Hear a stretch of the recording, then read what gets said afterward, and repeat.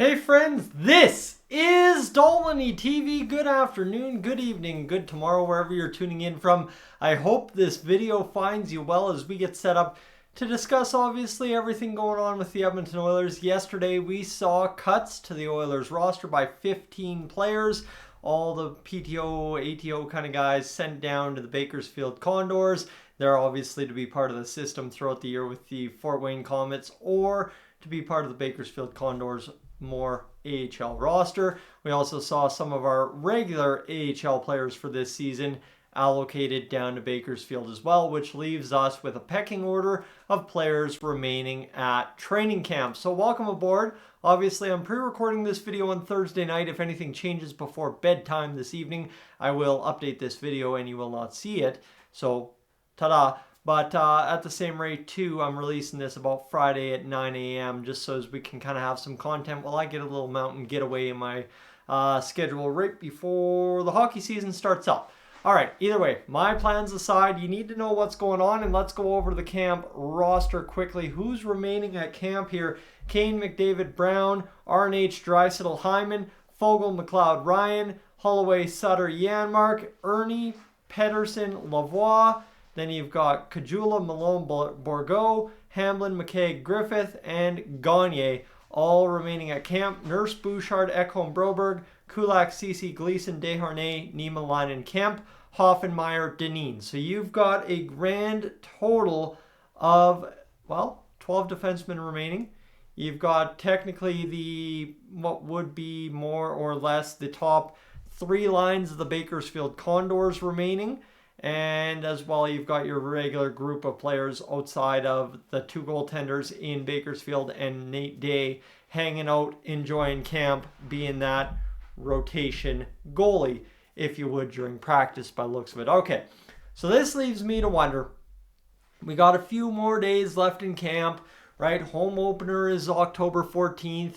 The season opener is October 11th. So you are now 2 weeks away roughly from things getting really underway here for the Edmonton Oilers. Well, less than 2 weeks now. It was 2 weeks on Wednesday. But you get where my drift is going, right? We got a preseason game tonight, of which I won't be able to attend to because of being in the mountains. And end of the day, realistically, you look at it, that's a lot of players remaining at camp. But as I said, it's the top three lines of the Bakersfield Condors, realistically speaking. And the defense, pretty much, you know what it's going to be. But the conversation around Brandon Sutter has kind of shifted here over the past few days. I guess as he gets more game action, you kind of get more chance to evaluate him. And it seems as though this is really becoming just a feel-good, warm fuzzies kind of story. I don't know how much traction now Brandon Sutter has compared to a couple of days ago, say 4 or 5 days ago, before we really started playing games, right? First game of the preseason, had a lot of buzz. He was going to win that job. I said that 100% he was going to win that job. And now it all of a sudden seems like, and it's kind of playing out to be, it really is Raphael Lavoie's job to lose. And obviously it's something where we haven't had Raphael Lavoie give us a bad reason to not give him the job yet. Yes, would you like to see more of the Oilers offense? 100%. But you got to remember as well, the Oilers played a full AHL lineup more or less on that secondary game against Winnipeg on Monday. He didn't score goals, so not like anyone jumped off the page. That game in the first one, no one really jumped off the page because the power play unit scored the goal. Big whoop. And then you look at the secondary game in the last night against the Vancouver Canucks, which you all were able to watch on Sportsnet. Let's go. Praise be. Honestly, that was, again, a Connor McDavid show. You don't have Connor McDavid on the ice, you probably don't win that hockey game. So, again, evaluating everybody, hit or miss in that situation. Yes, players can stand out, do good things, but I don't think anyone's winning a job game 3 of preseason based on what I've seen so far. So that kind of rolls my brain over to here. I kind of mocked up some lines. Of course, this keeps the Oilers under the cap. You know what the whole math is. Kane, McDavid, Brown, RNH, Draisaitl, Hyman, Fogle, McLeod, Lavoie, which we've talked about. I think Patrick from the Oilers Fanatics has been pretty heavy on the train. You don't give Rafa Lavoie an NHL job unless it's in the top 9. Holloway, Ryan, Janmark. Now, okay, I need to show you my face. Are you really thinking Tyson, that Derek Ryan is a legit right-hand shot, fourth-line center on the Edmonton Oilers nowadays in the NHL? Well, I mean, how much more legit or less legit is he than Brandon Sutter? That's kind of the question I'd ask. Yes, I know Brandon Sutter's got a little bit of size on his hands, and there's a whole bunch of things to like. But again, if you're going to be talking about cutting jobs, realistically, if I'm giving the job to Lavoie, you're going to have to cut either Ryan or Holloway. And if you're talking about cutting either one of those two players, you're talking about how much better is Brandon Sutter over Derek Ryan. And as I'm saying, I'm feeling like this Brandon Sutter Brandon Sutter situation is starting to evolve into a warm fuzzies kind of story.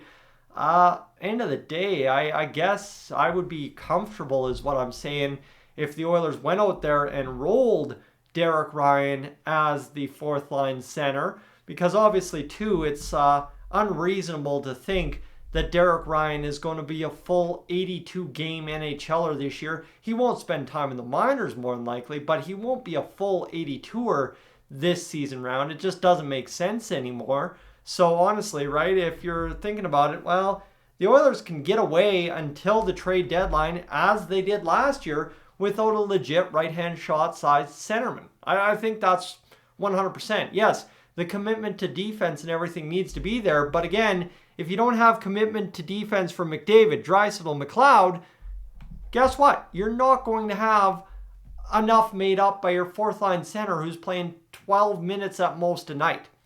So that's where it really boils down for me, is I really think that this whole camp job situation we got going on here and this talk about trades and stuff when it comes to Lavoie might really, now that we've kind of gotten through camp, we've seen it evolve, and you have some facts to go off of, I don't think there's really much to overanalyze anymore. I think you could really go out there and say, yeah, 100%, I would run this lineup all day.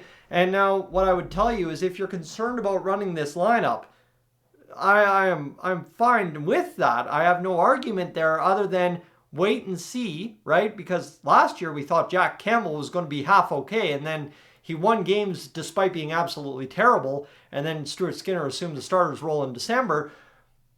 But again, this team didn't come alive until March. And for the Oilers, as long as you pitter-patter, kind of get at her throughout the first 4 months of the season, you're going to be fine in the standings, as proven by the past 2 years. Heck, 2 years ago, the Oilers had 2 6-game losing streaks, and ended up right where they were. No problemo. Third round of the playoffs. Good night. So, again, right, I think when it comes down to it, I don't see an issue with not signing Brandon Sutter and sending Derek Ryan to be your fourth-line center.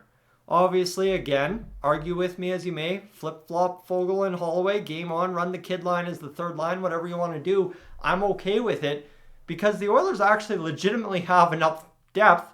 Again, as you see here, when you go over here, you think that, nope, that's the subscribe button. Please do that if you're new to the channel. That was not intended. Nope, wrong graphic again. If you go over here and just look at it, sorry that this is also long-winded. Ernie, Peterson, Kajula, Malone, and Bourgault, Hamlin, McKaig, and Griffiths. So add in Gagne a month or two from now, you've got a situation where realistically you don't need Sutter as much as I think it's been made out to be. And I mean, as I'm seeing this story evolve anyway, I think this whole camp hoopla outside of maybe what happens with Marcus Niemelainen, which is going to be the exact scenario as Dmitry Samorukov last year likely, is done. I think right now, I'm not going to claim that I know 100% this is the Oilers' starting lineup in game 1 of the season, but I will tell you that it's not absolutely insane to think that that group of 12 forwards is who you will and who you should start with this season.